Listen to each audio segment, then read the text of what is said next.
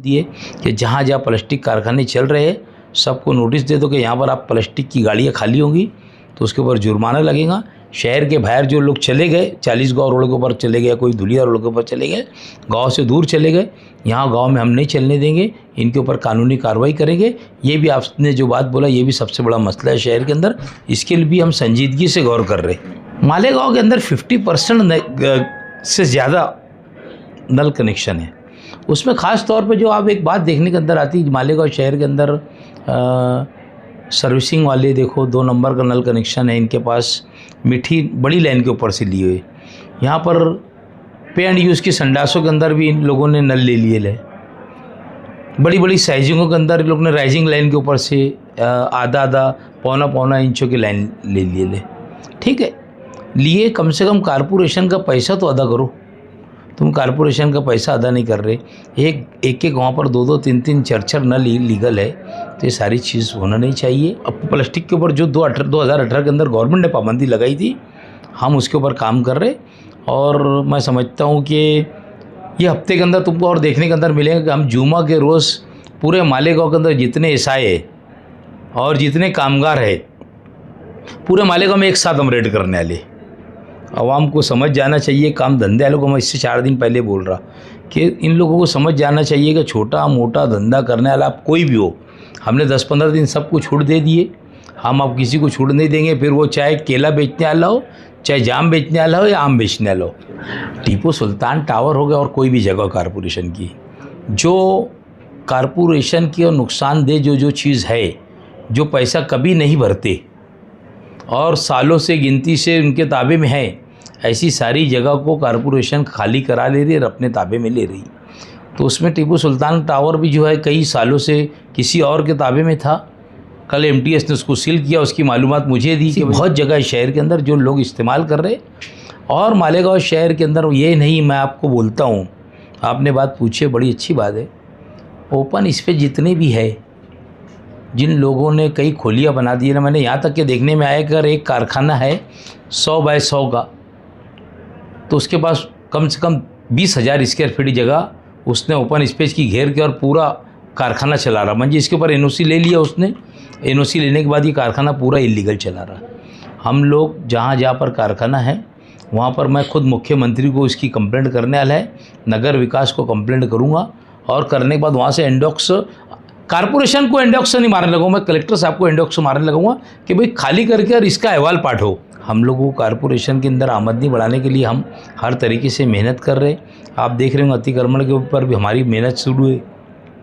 वैसे ही 2 नंबर जो प्लास्टिक के ऊपर बंदी थी शहर के अंदर, हम रोज़ रेड कर रहे। कल भी 20,000 रुपया हमारे लोगों ने लाया।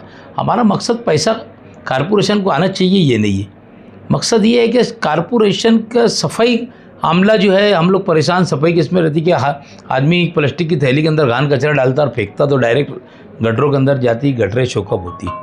और जब गटरे चौकअप होती तो जाहिर सी बात है कि पानी रोड के ऊपर आता। आज प्लम्बर लोगों की मीटिंग आपने किस लिए बुलाई थी? क्या मालेगांव कॉरपोरेशन के अंदर जो प्लम्बर यानी कॉरपोरेशन से ये है लग के, जिनको कॉरपोरेशन ने लेशनदार बनाया है, ऐसे तमाम लोगों को मैंने आज कॉरपोरेशन के अंदर एक मीटिंग रखी थी। हमारा मकसद है मालेगांव शहर के अंदर 2 नंबर नल कनेक्शन जितने हैं उसको रेगुलाइज करना और ख़ास तौर पे इस प्लम्बर लोगों को ताकीद करना कि आप जो 2 नंबर का नल लगाते हो ये आप बंद कर दीजिए, 1 नंबर का नल लगाइए, आपकी रोजी रोजी है, आप सर्टिफाई प्लम्बर हो कॉरपोरेशन के। अगर इस तरीके की अभी तक के जो तुम लोगों ने हरकत कर लिया, इसके बाद अगर मैं इस तरीके से आपको कहीं पर पाऊंगा तो इसके खिलाफ़ कानूनी कार्रवाई करूंगा और गुना दाखिल करूंगा। ये सारी चीज़ के लिए उनको मैंने इंतबा दिया और 2 नंबर नल कनेक्शन 1 नंबर किस तरीके से हो उसके लिए मैंने उनसे थोड़ा सी चर्चा किया कि भाई तुम लोगों की भी हमको मदद लगेगी। तुमने अब जो भी की है आज तक के, हम लोग कमिश्नर साहब से बातचीत करके क्या इसके अंदर कम से कम करते आएंगे रेड के अंदर और लीगल हो जाए सबके नल कनेक्शन। ऐसी सारी चीज़ को लेकर मैं बोला उनसे बातचीत किया।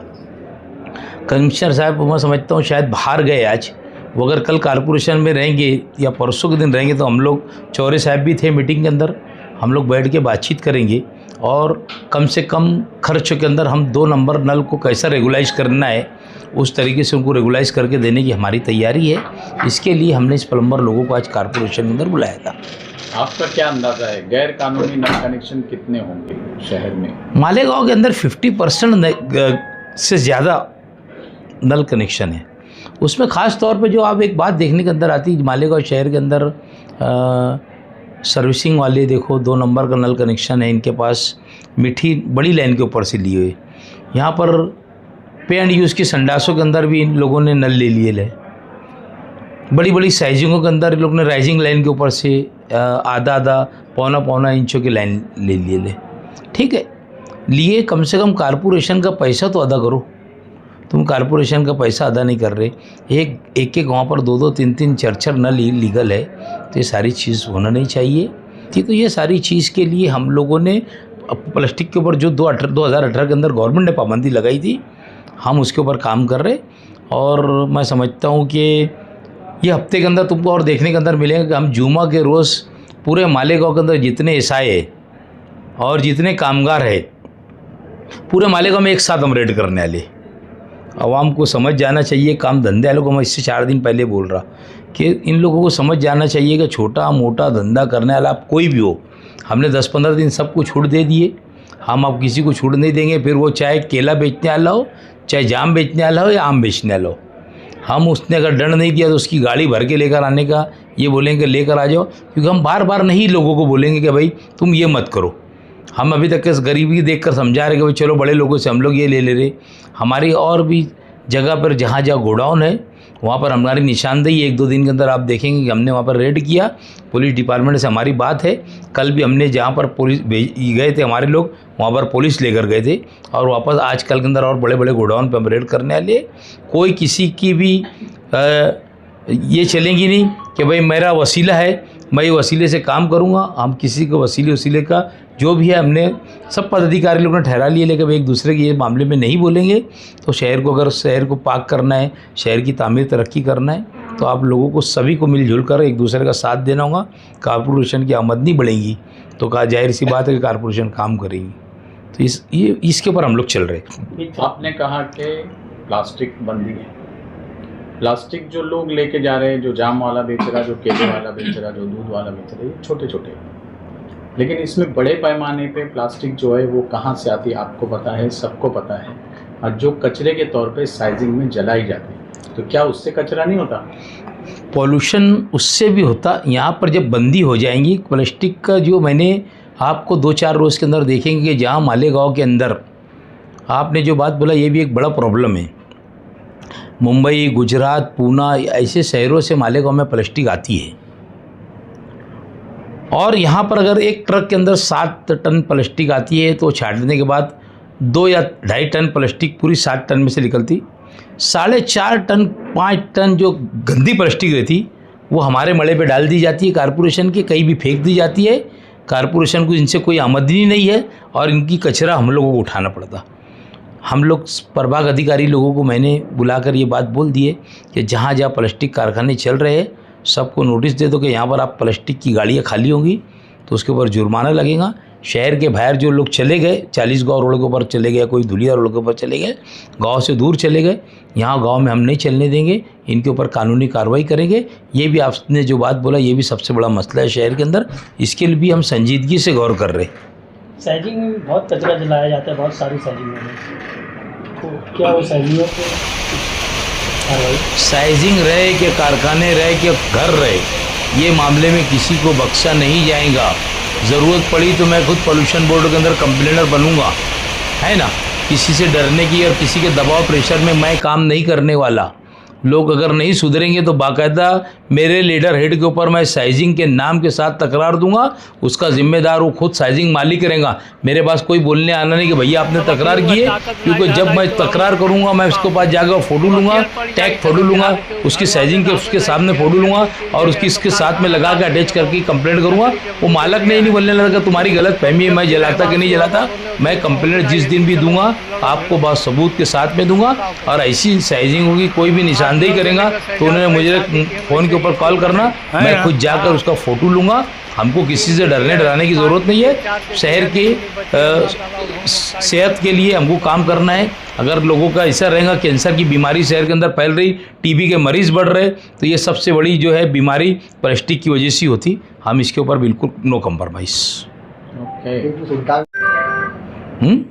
सुल्तान टावर सील किया गया है, तो किस लिए क्या डेवलपमेंट उसके लिए? टीपू सुल्तान टावर हो गया और कोई भी जगह कारपोरेशन की, जो कारपोरेशन की और नुकसानदेह जो चीज़ है, जो पैसा कभी नहीं भरते और सालों से गिनती से उनके ताबे में है, ऐसी सारी जगह को कारपोरेशन खाली करा ले रही और अपने ताबे में ले रही। तो उसमें टीपू सुल्तान टावर भी जो है कई सालों से किसी और के ताबे में था। कल एमटीएस ने उसको सील किया, उसकी मालूमात मुझे दी कि भाई वहाँ पर सील कर लिया। ऐसी बहुत जगह है शहर के अंदर जो लोग इस्तेमाल कर रहे। और मालेगांव शहर के अंदर ये नहीं, मैं आपको बोलता हूँ, आपने बात पूछी, बड़ी अच्छी बात है।